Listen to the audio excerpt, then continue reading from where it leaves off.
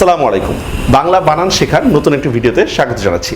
আজকে আমরা আর কিছু শব্দের বানান দেখব যেগুলো হচ্ছে আমাদের প্রতিনিয়ত আমরা ভুল করে থাকি। দেখুন, ইতোমধ্যে বানানে আমরা ওকার দিয়ে লিখি, তর মধ্যে ওকার, অথচ ইতোপূর্বে বানানে হচ্ছে বিসর্গ। মনোবেদনা বানানে হচ্ছে আমাদের ওকার, অথচ মনোকষ্ট বানানে বিসর্গ। রক্ষমণি বানানে দীর্ঘ ওকার, অথচ রক্ষপুর বানানে বিসর্গ। সেম দেখুন, মনমোহন, মনমোহন বানানটা কিন্তু এভাবে রাইট, কিন্তু মনক্ষুণ্ণ বানানে কিন্তু বিসর্গ। এমন হচ্ছে কেন? আমরা একই জায়গায় হচ্ছে প্রায় একই রকম শব্দের মধ্যে এক জায়গায় আমরা বিসর্গ দিচ্ছি, আরেক জায়গায় আমরা ওকার দিচ্ছি কেন? এইটার একটা ইন্টারেস্টিং নিয়ম আছে। আসলে আমরা বাংলা বানানের নিয়ম বলতে যা পড়ি, বিষয়টা আসলে এমন না। আমাদের সন্ধি, সমাস, প্রত্যয় অনেক কিছু থেকে কিন্তু এই নিয়মগুলো আসে। নিয়মটা একটু স্ক্রিনে দেখেন। সেটা হচ্ছে বিসর্গ সন্ধিতে বিসর্গর পরে যদি ক, খ, প, ফ আর দুই স, তালব্য স, দন্ত স যদি থাকে, মানে বিসর্গ সন্ধিতে বিসর্গর পরে যদি ক, খ, প, ফ আর দুইটা স যদি থাকে, তাহলে বানানে বিসর্গ বহাল থাকবে। এটাই কিন্তু আমাদের রুলস। যদি বিসর্গ সন্ধি সম্পর্কে জানতে চান তাহলে আমার এই ভিডিওটি দেখতে পারেন। তো দেখুন, বিসর্গ সন্ধিতে কিভাবে, দেখুন, ইতোমধ্যে শব্দটাকে যদি আমরা ভাঙি বা ইতোপূর্ব শব্দটাকে যদি ভাঙি, দেখেন এই ছয়টা যদি হয় তাহলে আমরা বলতেছি হচ্ছে বানানে আমাদের বিসর্গ হবে, বানানে বিসর্গ হবে। কিভাবে? যেমন ইতোপূর্বে বানান, দেখেন সন্ধি বিচ্ছেদ যদি আমরা করি, আমরা তাহলে ইত যোগ পূর্বে, তার মানে দেখুন বিসর্গর পরে প আসছে, এই জন্য কিন্তু আমরা বানানে কিন্তু বিসর্গই দিয়েছি।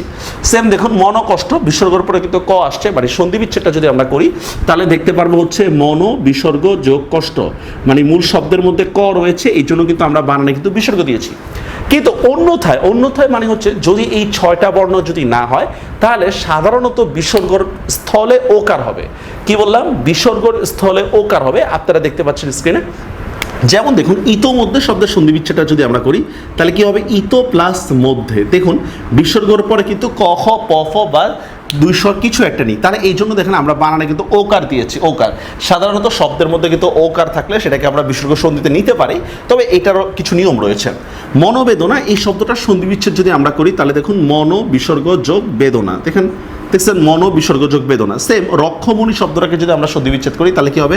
রক্ষ বিসর্গ যোগ মণি, রক্ষ বিসর্গ যোগ মণি। কারণ আপনি এগুলা বুঝবেন কিভাবে বিসর্গ সন্ধি, এটার জন্য অবশ্যই আপনাকে সন্ধির ক্লাস করতে হবে আর খুব ভালো করে জানতে হবে। হ্যাঁ, সেম সদ্যজাত, সদ্য বিসর্গ জাত, মনমোহন, মন বিসর্গ যোগ মোহন। এখন আপনারাই বলেন, যদি এরকম শব্দটা দেয় যে দেখেন শিরোপীড়া, দেখুন এই বানানটা শুদ্ধ না ভুল? শিরোপীড়া, শিরোনাম, এই শব্দ, এই বানানটা শুদ্ধ নাকি ভুল? বুঝতে পেরেছেন নিশ্চয়ই যে আমরা এখান থেকে আমরা বুঝে নিতে হবে যে বলেন দুঃসাহস বানানে বিসর্গ হবে কি হবে না, দুঃসহ বানানে বিসর্গ হবে কি হবে না। কমেন্টে কিন্তু অবশ্যই আপনারা জানাবেন। বলেন ইতোমধ্যে, ইতোপূর্বে, মনোবেদনা, মনকষ্ট, শিরোপীড়া, অহরাত্র, অন্তপুর, অন্তপুর বানানে কি বিসর্গ হবে নাকি ওকার হবে? এখন কিছু কিছু শব্দ আছে যেটা দুই বানানে রাইট, এটা বিসর্গ সন্ধির ক্লাস দেখলে আপনারা আরো ভালো বুঝবেন।